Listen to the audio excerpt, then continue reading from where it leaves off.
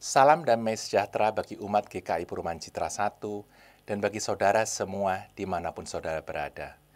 Kiranya Tuhan Yesus senantiasa memberkati hidup kita bersama. Saya, Penatua Stefan Siahaya, akan membawakan renungan singkat bagi kita semua. Tema renungan kita hari ini adalah Rasul Yesus Kristus. Ayat Alkitab diambil dari Titus 1 ayat 1 yang menyatakan, "Dari Paulus, hamba Allah, dan Rasul Yesus Kristus, untuk memelihara iman orang-orang pilihan Allah dan pengetahuan akan kebenaran seperti yang nampak dalam ibadah kita."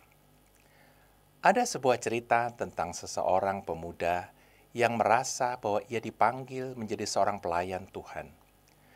Ia ditanya bagaimana ia bisa membuat kesimpulan semacam itu. Ia menjawab bahwa setelah mendengar khotbah khusus dalam ibadah di sekolah, ia merasa bahwa Allah memanggilnya. Ia kemudian ditanya siapa nama pengkhotbah yang mendatangkan pengaruh semacam itu kepadanya. Jawabannya adalah, "Saya tidak tahu nama pengkhotbah tersebut, tetapi saya tahu bahwa Allah berbicara kepada saya pada hari itu."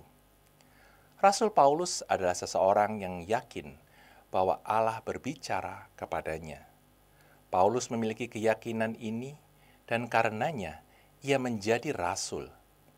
Namun, apa artinya menjadi rasul? Pertama, menjadi rasul artinya menjadi milik Yesus Kristus. Hidup Paulus bukanlah miliknya sendiri. Ia tidak memiliki pilihan lain kecuali hidup seperti yang dikehendaki oleh Yesus Kristus. Ia adalah milik Yesus.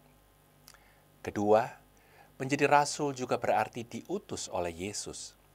Kata rasul berasal dari bahasa Yunani yang bermakna mengutus atau mengirim. Itu berarti seorang utusan atau duta. Tugas seorang utusan adalah menjalin hubungan antara negara yang ia wakili dengan negara yang menjadi tempat tugasnya. Seorang rasul menerima otoritas dari Allah. Otoritas tersebut tidak dapat diambil, didapatkan, atau diusahakan.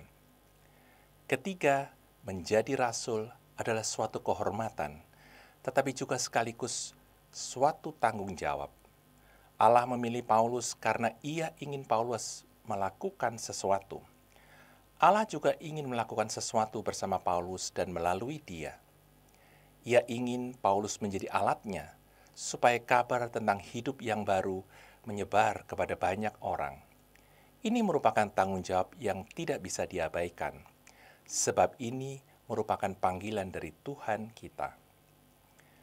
Oleh karena itu, melalui Rasul Paulus, kita bisa mendapatkan penjelasan tentang kecakapan bekerja keras dan tahan menderita. Ia yakin bahwa tugasnya diberikan oleh Allah kepadanya, dan inilah yang menjadi motivasinya.